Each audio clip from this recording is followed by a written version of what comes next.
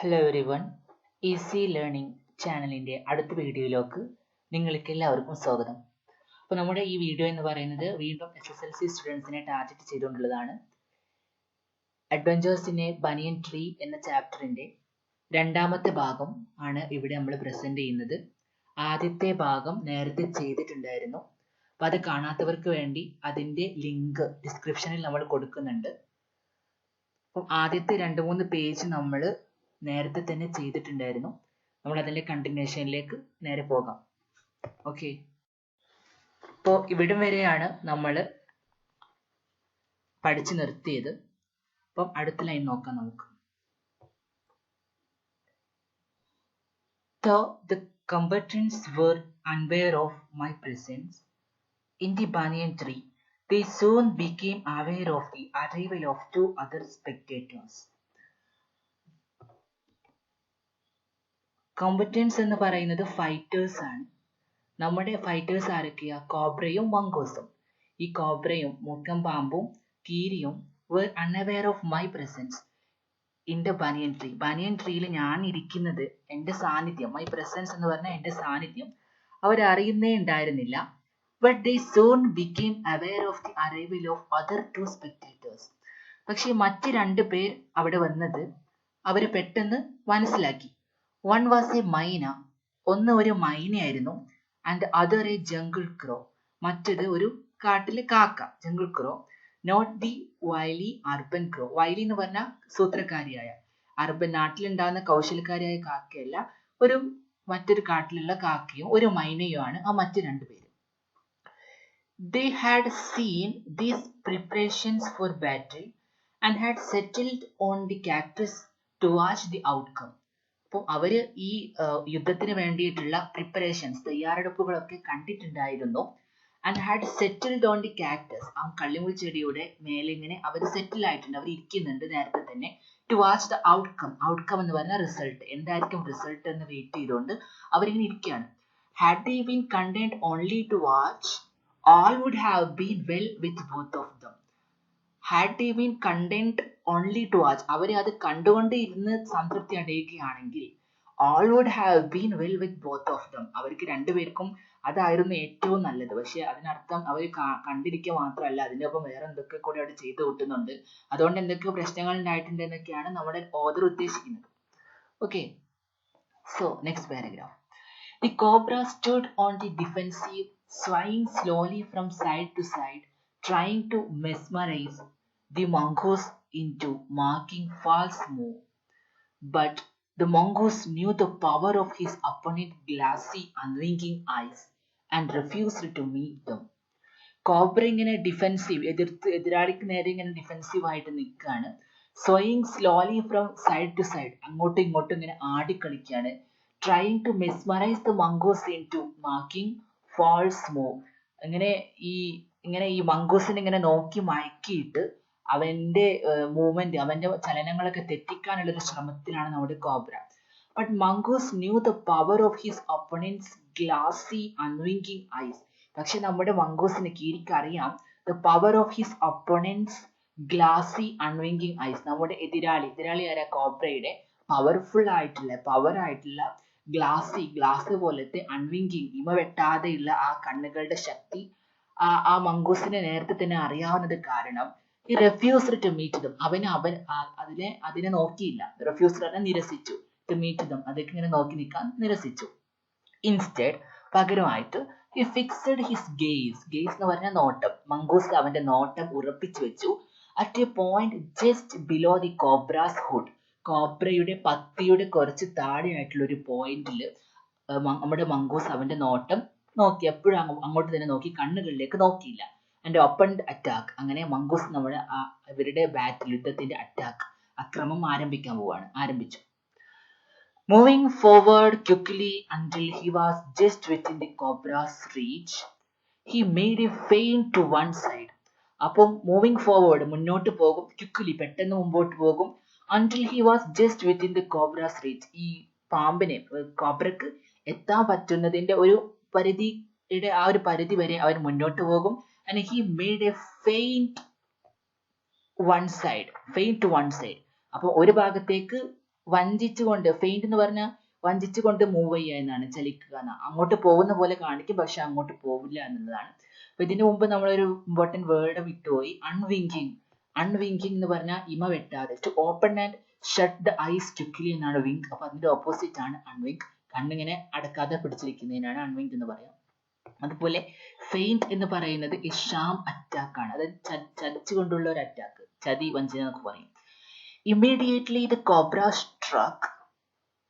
His great hood came down so swiftly that I thought nothing could save the mongoose.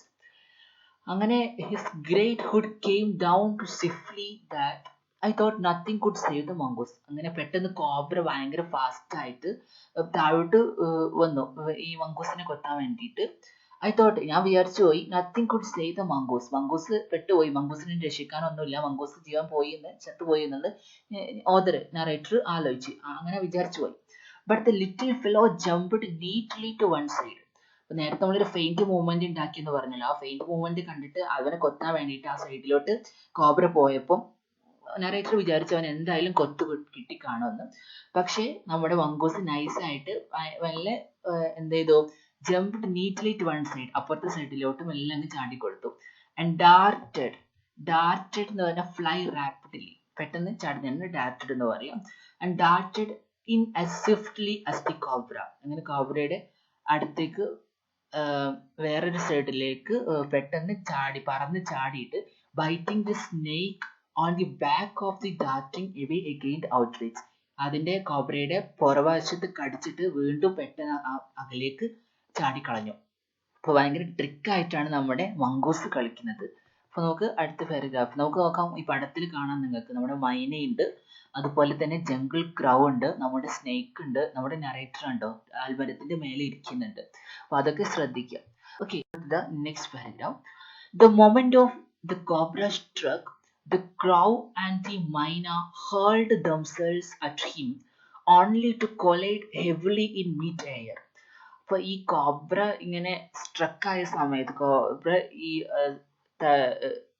ചവിട്ടിയ സമയത്ത് അല്ലെങ്കിൽ ഈ കടിയേറ്റ സമയത്ത്, the crow and the myna hurled themselves at him. ഈ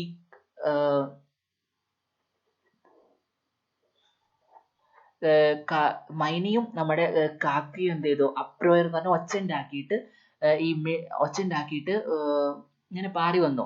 only to collide heavily in the mid air. അങ്ങനെ ആ അന്തരീക്ഷത്തിൽ വന്നിട്ട് അവർ പരസ്പരം കൊളൈഡ്, കൂട്ടിമുട്ടിയിട്ട് അങ്ങ് ഒച്ച ഉണ്ടാക്കുന്ന പോലെ teach other. And they return to cactus plant. അങ്ങനെ വന്ന് ഒച്ച ഉണ്ടാക്കി കൂട്ടിമുട്ടിയിട്ട് അവർ കാക്ടസ് പ്ലാന്റിലോട്ട് അവർ തിരിച്ചുപോയി. അപ്പൊ ഇപ്പൊ നമ്മുടെ കോബ്രക്ക് മംഗൂസിന് ഇടുന്ന ഒരു കടി ഇട്ടിട്ടുണ്ട്. Now a few drops of blood glistened on the cobra's back. നേരത്തെ പറഞ്ഞ ഷ്രീക്കിംഗ് എന്നതിന്റെ വേർഡ് മീനിങ് ലാഫ് ലൗഡ്ലി, ഒച്ചത്തിൽ സൗണ്ട് ഉണ്ടാക്കുക എന്നതാണ്. ലാഫ് ലൗഡ്ലി ഒച്ചത്തിൽ ചിരിക്കുക എന്നൊക്കെയുള്ള മീനിങ് ആണ്. ഇനി ഗ്ലിസൻഡ് എന്ന് പറഞ്ഞാൽ ടു ഷൈൻ ബ്രൈറ്റ്ലി. അപ്പം രക്തത്തിന്റെ ബ്ലഡ് അതിന്റെ കുറച്ച് ഡ്രോപ്സ്, കുറച്ച് തുള്ളികൾ ഗ്ലിസൻഡ് ഓൺ കോബ്രാസ് ബാക്ക്. നമ്മൾ പറഞ്ഞു അവിടെ ഷൈനി ആണ്, സൺലൈറ്റ് ഉണ്ട്. അപ്പൊ ആ സൺലൈറ്റിൽ നമ്മുടെ ഈ കോബ്രയുടെ ബ്ലഡ് ഗ്ലിസൻഡ് എന്ന് പറഞ്ഞാൽ ഷൈൻ ബ്രൈറ്റ്ലി, തിളങ്ങുന്നുണ്ടായിരുന്നു കോബ്രയുടെ ബാക്കിൽ. The cobra struck again and missed. Cobra വീണ്ടും ഇവനെ കൊത്താൻ വേണ്ടിയിട്ട് മുമ്പോട്ട് ചാടി വന്നു. മംഗൂസിനെ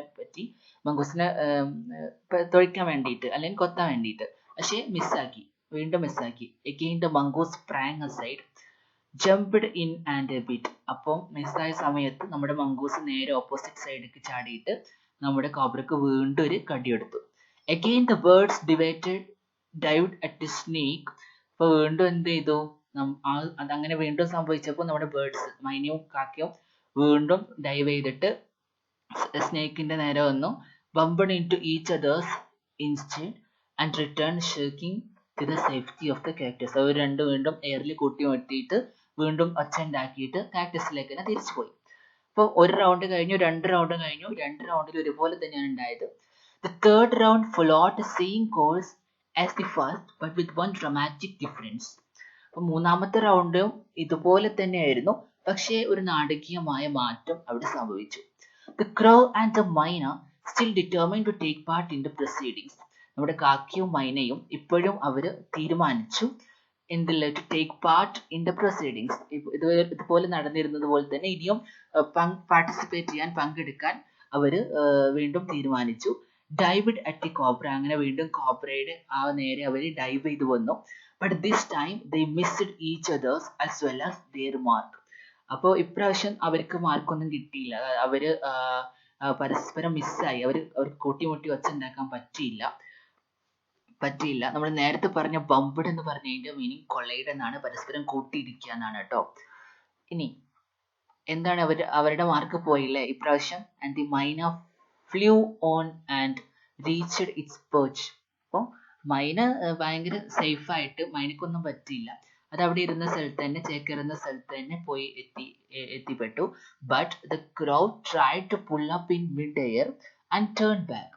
പക്ഷെ നമ്മുടെ കാക്ക tried to pull up in mid-air and turn back.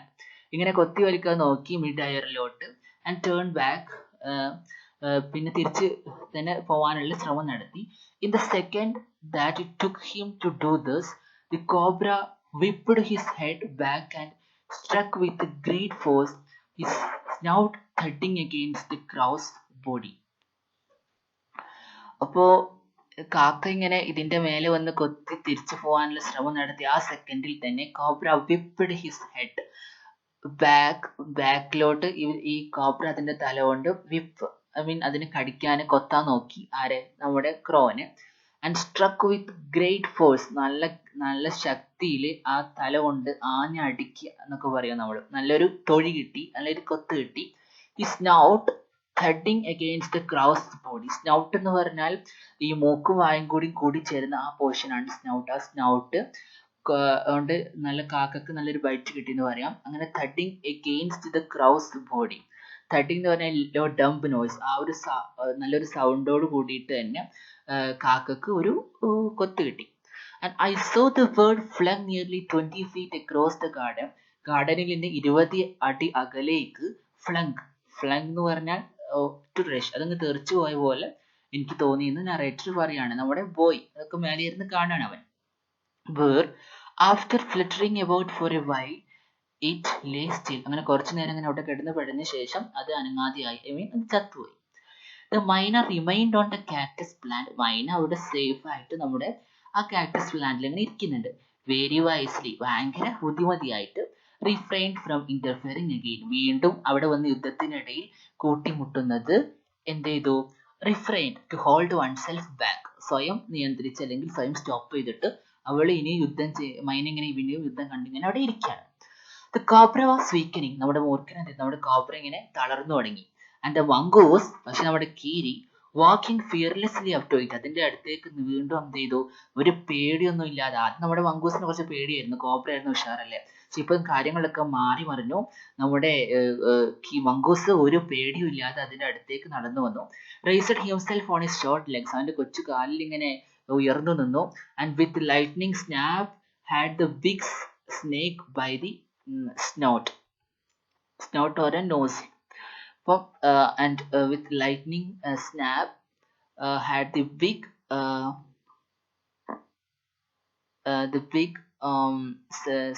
the big snake by the snout. The cobra writhed and lashed about in a frightening manner, and even called itself about the mongoose, but all to no avail. അപ്പം വീണ്ടും mongoose കടിക്കാനുള്ള ശ്രമം നടത്തി. പക്ഷെ അതിന്റെ അവസാന ശ്രമം എന്നോണം നമ്മുടെ കോബ്ര എന്ത് ചെയ്തു? റിത്തിഡ് പറഞ്ഞിട്ട് twist the body in pain. വേദനയിൽ പൊളയാണ്, വീണ്ടും കടി കിട്ടിയപ്പോൾ. Lashed about in a frightening manner. ഒരു ഏകദേശം ഒരു പേടിക്കുന്ന രീതിയിൽ ലാഷായി. And even coiled itself about the mongoose. മംഗൂസിന് ഇങ്ങനെ ചുറ്റി വരിയാനുള്ള ശ്രമം നടത്തി. But all to no avail. പക്ഷെ അതുകൊണ്ടൊന്നും ഒരു ഫലവും കണ്ടില്ല. The little fellow hung grimly on. അങ്ങനെ ഈ നമ്മുടെ മംഗൂസ്, ആ ചെറിയ ഫെലോ, ലിറ്റിൽ ഫെലോ, ആ ചെറിയ കീരി ഹങ് ഗ്രിംലി ഓൺ, അവിടെ തന്നെ കടിച്ചു പിടിച്ചു നിന്നിരുന്നു. ആ സ്നൗട്ടിന്റെ പോർഷനിൽ കടിച്ചു പിടിച്ചു നിന്നു. On until the snake had ceased to struggle. ഈ കോബ്ര അല്ലെങ്കിൽ സ്നേക്ക് ഇനി പൊരുതില്ല എന്ന് ഉറപ്പാക്കിയത് വരെ. സീസ്ഡ് ടു സ്ട്രഗിൾ എന്ന് പറഞ്ഞാൽ ഇനി സ്ട്രഗിൾ ഇല്ല എന്ന് ഉറപ്പാക്കിയത് വരെ അവിടെ ഗ്രിംലി കടിച്ചു പിടിച്ച് തൂങ്ങി നിന്നു. He then smelt long its quivering length. Grimly എന്ന് പറഞ്ഞാൽ ഹൊറിബിൾ എന്ന മീനിങ് ആണ്. അങ്ങനെ he then smelt on its quivering length. അങ്ങനെ ആ ഒരു വൈബ്രേറ്റ് ചെയ്തില്ലെങ്കിൽ അങ്ങനെ പെടയാൻ തുടങ്ങി. പിന്നെ കടി കിട്ടി ഏകദേശം ആയപ്പോൾ ഇങ്ങനെ ആ പെടഞ്ഞോണ്ടിരിക്കുന്ന ശരീരമൊക്കെ ഒന്ന് മണത്ത് നോക്കിയിട്ട് and gripping it around the hood, അങ്ങനെ ആ പത്തിയുടെ അവിടെ ഇങ്ങനെ മടക്കി പിടിച്ചിട്ട് dragged it into the bushes, ആ ബുഷിന്റെ കൂട്ടത്തിനിടയിലേക്ക് നമ്മുടെ മംഗൂസ് കോബ്രയെ വലിച്ചുകൊണ്ട് പോയി. The hyena dropped cautiously to the ground, hopped about, peered into the bushes from the safe distance, and with a shrill cry of congratulations flew away. നമ്മുടെ മൈന അപ്പം എന്ത് ചെയ്തു, ഇതൊക്കെ കണ്ടിട്ട് ഒരു കൺഗ്രാറ്റുലേഷന്റെ സ്വരമൊക്കെ ഉണ്ടാക്കിയിട്ട് അവിടുന്ന് പറന്നുപോയി. പിന്നെ had also made a cautious descent from the tree and returned to the house. അങ്ങനെ ഇതൊക്കെ കഴിഞ്ഞിട്ട് നമ്മുടെ ബോയ് വീട്ടിലേക്ക് തിരിച്ചുപോയി. I told grandfather of the fight I had seen. അങ്ങനെ ഞാൻ കണ്ട യുദ്ധത്തെക്കുറിച്ച് ഗ്രാൻഡ് ഫാദറിനോട് പറഞ്ഞു കൊടുത്തു. He was pleased that the mongoose had won. നമ്മുടെ കീരിയാണ് ജയിച്ചത് എന്ന് അറിഞ്ഞപ്പോൾ ഗ്രാൻഡ് ഫാദറിന് ഭയങ്കര സന്തോഷമായി. We had encouraged to live in the garden to keep away the snakes. അങ്ങനെ പാമ്പുകളെ അകറ്റി നിർത്താൻ വേണ്ടിയിട്ട് ഈ മംഗൂസ് അവിടെ ജീവിക്കുന്നത് നമ്മുടെ ഗ്രാൻഡ് ഫാദറിനെ എപ്പോഴും അവന് പ്രോത്സാഹനം കൊടുത്തിരുന്നു, ഇഷ്ടമായിരുന്നു. And fed it regularly with scraps from the kitchen. കിച്ചണിൽ നിന്ന് ഇടയ്ക്ക് സ്ക്രാപ്പ് ഫുഡൊക്കെ കൊണ്ടുവന്നിട്ട് കൊടുക്കുമായിരുന്നു. He had never tried taming it. പക്ഷെ ഒരിക്കലും അതിനെ ടൈം ചെയ്യുക എന്ന് പറഞ്ഞാൽ ഡൊമസ്റ്റിക്കേറ്റ്, ഇണക്കാൻ ശ്രമിച്ചിട്ടില്ല. ആരും നമ്മുടെ ഗ്രാൻഡ് ഫാദർ ഈ മംഗൂസിനെ ടൈം ചെയ്യാൻ ശ്രമിച്ചിട്ടില്ല. Because wild mongoose was more useful than A domesticated one. കാരണം എപ്പോഴും കാട്ടിൽ ഡൊമസ്റ്റിക്കേറ്റഡ് ചെയ്യാത്ത അല്ലെങ്കിൽ ഇണങ്ങാത്ത മങ്കികളാണ് അറ്റാക്ക് ചെയ്യാൻ ഏറ്റവും നല്ലത്. ഏത് വൈൽഡ് മംഗൂസ് ആണ് ഡൊമസ്റ്റിക്കേറ്റഡിനെക്കാളും എതിരാളികളോട് യുദ്ധം ചെയ്യാനൊക്കെ എപ്പോഴും നല്ലത് എന്നുള്ള കാരണം കൊണ്ട് തന്നെ നമ്മുടെ നരേറ്ററിന്റെ ഗ്രാൻഡ് ഫാദർ ഇതിന് അങ്ങനെ മെരുക്കിയിട്ടൊന്നുമില്ല, പക്ഷെ ഭക്ഷണമൊക്കെ അടുക്കളയിൽ നിന്ന് കൊണ്ടുവന്ന് കൊടുക്കുകയായിരുന്നു. Now, from the banyan tree, I often saw the mongoose patrolling the four corners of the garden. അപ്പോൾ ബനിയൻ ട്രീന്റെ മേലെ ഇരിക്കുമ്പോൾ നമ്മുടെ മംഗൂസ് ഇങ്ങനെ പട്രോളിംഗ് നടത്തുക, പോലീസൊക്കെ പട്രോളിംഗ് നടത്തുന്ന പോലെ അവിടെ ഗാർഡന്റെ 4 ഭാഗത്ത് കൂടി ഇങ്ങനെ പട്രോളിംഗ് നടത്തി ഇങ്ങനെ എല്ലാം സേഫ് ആണെന്നൊക്കെ നോക്കുന്ന ഒരു പരുവത്തിൽ നടക്കുന്നത് ഞാൻ കാണായിരുന്നു. And once I saw him with an egg in his mouth. അങ്ങനെ ഒരു ദിവസം അവനെ കണ്ടപ്പോൾ ആ മംഗൂസിന്റെ മൗത്തിൽ എന്തുണ്ടായി, ഒരു എഗ് ഉണ്ടായി, മുട്ട ഉണ്ടായിരുന്നു. And knew he had been in the poultry house. എനിക്ക് മനസ്സിലായി അവൻ പോൾട്രി ഹൗസിൽ പക്ഷികളൊക്കെ കൂട്ടില് പക്ഷി എന്ന് പറഞ്ഞാൽ കോഴിയുടെ കൂടോ അല്ലെങ്കിൽ കാടയുടെ കൂടോ താറാവിന്റെ കൂടോ ഒക്കെ ആവും, ഇവിടെ എവിടെയോ കയറി വരികയാണെന്ന് എനിക്ക് മനസ്സിലായി. But he hadn't harmed the birds. പക്ഷെ അവൻ അവിടെയൊക്കെ കയറി മുട്ടയൊക്കെ എടുത്തെങ്കിലും പക്ഷികളെ അവൻ ഹാം ഒന്നും ചെയ്തിട്ടില്ല, ബുദ്ധിമുട്ടൊന്നും ആക്കിയിട്ടില്ല. And I knew grandmother would forgive him for stealing. എനിക്ക് മനസ്സിലായി, എനിക്കറിയായിരുന്നു grand would forgive him. Grand അവന് ക്ഷമിച്ചു കൊടുക്കും അല്ലെങ്കിൽ പുറത്തു കൊടുക്കും അല്ലെങ്കിൽ മാപ്പ് കൊടുക്കും. Forgive him for stealing as long as he kept snakes. For stealing ഇങ്ങനെ മോഷ്ടിക്കുന്നതിന് പുറത്തു കൊടുക്കും. As long as he kept a snake away from the house. എത്രത്തോളം കാലം അവൻ സ്നേക്കുകളെ വീട്ടിൽ കയറാതെ സൂക്ഷിക്കുന്നുവോ അല്ലെങ്കിൽ സ്നേക്കുകളെ വീട്ടിൽ നിന്ന് പാമ്പുകളെ വീട്ടിൽ കയറുന്നതിൽ നിന്ന് വീട്ടുകാരെ രക്ഷിക്കുന്നുവോ അല്ലെങ്കിൽ പാമ്പുകളിൽ നിന്ന് വീടിനെ അകറ്റി നിർത്തുന്നുവോ അത്രയും കാലം മുട്ട കൂട്ടുന്നെടുക്കുന്നതിനൊന്നും ഗ്രാൻഡ് ഫാദറിന് എതിർപ്പില്ല എന്നുള്ള കാര്യം എനിക്ക് മനസ്സിലായി. The banyan tree was also setting for what we were to call the strange case of the grey squirrel and white rat. ഇപ്പം ഇതൊരു സംഭവമാണ്. ഇപ്പം ഇവര് കാണുന്നത് നമ്മുടെ ഓതർ നറേറ്റർ ബനിയൻ ട്രീന്റെ മേലെ ഇരുന്ന് കാണുന്ന ഒരു സംഭവമാണ് നമ്മുടെ മംഗൂസിന്റെയും കോബ്രയുടെയും ഫൈറ്റ്. അപ്പൊ ആ ഒരു സെക്ഷൻ കഴിഞ്ഞു. ഇനി പുതിയൊരു സംഭവമാണ് ഒരു ഗ്രേ കളറിലുള്ള സ്ക്യൂരലിനെ പറ്റിയും വൈറ്റ് റാറ്റും ഗ്രേ സ്ക്യൂരലും വൈറ്റ് റാറ്റും തമ്മിലുണ്ടായ ഒരു സ്ട്രേഞ്ച് കേസ്. അതാണ് അടുത്ത് സംഭവിച്ചത്. അപ്പൊ അതിനെ കുറിച്ചാണ് അതിന് നമ്മുടെ ബനിയൻ ട്രീ സെറ്റ് ആയിരുന്നു, അതിന് ബനിയൻ ട്രീ സാക്ഷിയായിരുന്നു. അപ്പൊ ആ ഒരു ഇൻസിഡന്റിനെ കുറിച്ചാണ് അടുത്ത പാരഗ്രാഫിൽ നറേറ്റർ പറയുന്നത്. The white rat was grandfather's. അപ്പം ഒരു വൈറ്റ് എലി ഉണ്ടായിരുന്നു, അതുപോലെ തന്നെ ഒരു നമ്മുടെ ഗ്രേ സ്ക്യൂരലും കഥാപാത്രമായിട്ട് വരികയാണ്. അപ്പൊ വൈറ്റ് റാറ്റ് ഇവിടുന്ന് വന്നത് white rat was grandfather's. ഈ വൈറ്റ് റാറ്റ് നമ്മുടെ ഗ്രാൻഡ് ഫാദറിന്റെ ആയിരുന്നു. He had bought it from bazaar for 4 annas. അങ്ങനെ നമ്മുടെ ഗ്രാൻഡ് ഫാദർ ഈ എലിയെ 4 അണ കൊടുത്തിട്ട് ബസാറിന്ന് മേടിച്ചതായിരുന്നു.